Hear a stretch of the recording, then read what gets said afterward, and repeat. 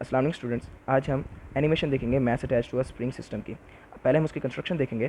तो कंस्ट्रक्शन के अंदर सबसे पहले फ्रिक्शनलेस सरफेस है, दूसरी स्प्रिंग, तीसरी मैथ्स। अब हम इन तीनों को जोड़ देंगे। तो इसकी अब वर्किंग देखते हैं।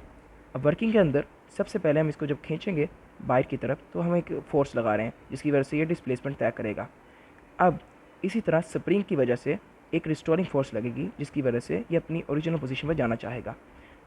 अब हमने 9th क्लास में पढ़ा था हुक्स लॉ के बारे में, जिसके मुताबिक स्ट्रेस ओवर स्ट्रेन, मतलब जितनी हम फोर्स लगाएंगे और शेप के अंदर चेंज आएगी वो कांस्टेंट रहती है। इसी तरह इसी केस में रिस्टोरिंग फोर्स जो हम फोर्स लगाएंगे और जितना उसके अंदर शेप आएगा, चेंज आएगा डिस्प्लेसमेंट में, वो कांस्टेंट रहेगा और वो कांस्टेंट के है जो कि स्टिफनेस ऑफ स्प्रिंग है। स्टिफनेस ऑफ स्प्रिंग से मुराद उसकी सख्ती, कितना स्प्रिंग सख्त है। अब जब हम इसको रीअरेंज करेंगे ऊपर वाले फार्मूले को, जो कि रिस्टोरिंग फोर्स ओवर डिस्प्लेसमेंट है और वो कांस्टेंट के बराबर होगा, जो नीचे डिस्प्लेसमेंट होगी वो कांस्टेंट में जाके मल्टीप्लाई हो जाएगी। अब हमारे पास जो फार्मूला आएगा वो F R is equal to minus K X, मतलब रिस्टोरिंग फोर्स बराबर है कांस्टेंट, स्प्रिंग कांस्टेंट और डिस्प्लेसमेंट के। नेगेटिव साइन शो करेगा ऑपोजिट डायरेक्शन को। अब वो किस तरह शो करेगा आइए देखते हैं।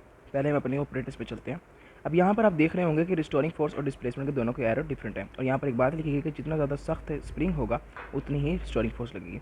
अब जब हम इसको छोड़ेंगे ये एक अपनी वाइब्रेशन मुकम्मल करेगा। वो इसलिए होता है कि जब वो अपनी एक्सट्रीम पोजीशन पर पहुंचेगा इसके ऊपर रिस्टोरिंग फोर्स एक्ट करेगी और एक्सेलरेशन मीन पोजीशन की तरफ लगेगी और ये ऐसे ऑक्सीलेशन करता रहेगा। दरमियान वाली जगह पर इसके ऊपर इनर्शिया होगा जिसकी वजह से ये दरमियान में नहीं रुकेगा और ये एक्सट्रीम पे जाता रहेगा और एक्सट्रीम पे रिस्टोरिंग फोर्स की वजह से ये मीन पे जाता रहेगा। अब सिंपल हार्मोनिक मोशन में यही होता है कि एक्सेलरेशन जो कि एक फोर्स की वजह से लगती है, यहाँ पर रिस्टोरिंग फोर्स की वजह से लग रही है, तो वो डायरेक्टली प्रोपोर्शनल होती है डिस्प्लेसमेंट के।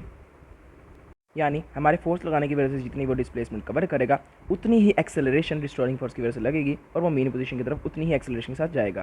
इस केस में जो एक्सेलरेशन लग रही है वो रिस्टोरिंग फोर्स की वजह से लग रही है। अब हुक्स लॉ के मुताबिक हमें पता है कि F R is equal to minus K X है। तो एफ जो होता है न्यूटन से सेकंड लॉ के मुताबिक एम के बराबर होता है। हमने उसकी वैल्यू पुट की और एम जो है यहाँ पर मल्टीप्लायर होता है, जाकर डिवाइड हो जाएगा, तो हमारे पास जो वैल्यू आएगी ए is equal to minus K x over M.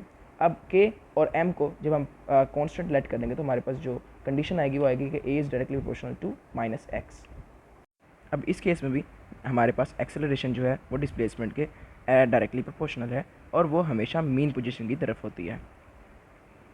इसी वजह से जो रिस्टोरिंग फोर्स लग रही होती है और जो डिस्प्लेसमेंट होती है वो दोनों ऑपोजिट डायरेक्शन में होते हैं, जिसका हम नेगेटिव साइन से शो करते हैं। अभी तक जो हमने देखा वो फ्रिक्शन लेस, मतलब फ्रिक्शन के बगैर देखा सिस्टम को। अब हम फ्रिक्शन के साथ देखेंगे, मतलब फ्रिक्शन का क्या होता है। अब यहाँ पर जब फ्रिक्शन लेट करें वो एयर फ्रिक्शन में, तो यहाँ पर आप देखेंगे कि आहिस्ता आहिस्ता करके सिस्टम अपनी जगह पर मेन पोजीशन में आकर रुक गया। अब इस प्रोसेस को, जिसके अंदर फ्रिक्शनल फोर्सेस लगती हैं और कोई भी एम्पलीट्यूड उसका कम होता है किसी भी वाइब्रेटिंग बॉडी का, इसको हम डैम्पिंग कहते हैं और ऐसी ऑसिलेशन को हम डैम्प्ड ऑसिलेशन कहते हैं और इसकी एग्जांपल शॉक ऑब्जर्वर है। आपको अगर वीडियो अच्छी लगी हो तो इसको सब्सक्राइब कीजिएगा, लाइक कीजिएगा, शेयर कीजिएगा और आप सजेशन दे सकते हैं कि इसके अगले टॉपिक पे आपको एनिमेशंस चाहिए। Thank you very much. Bye.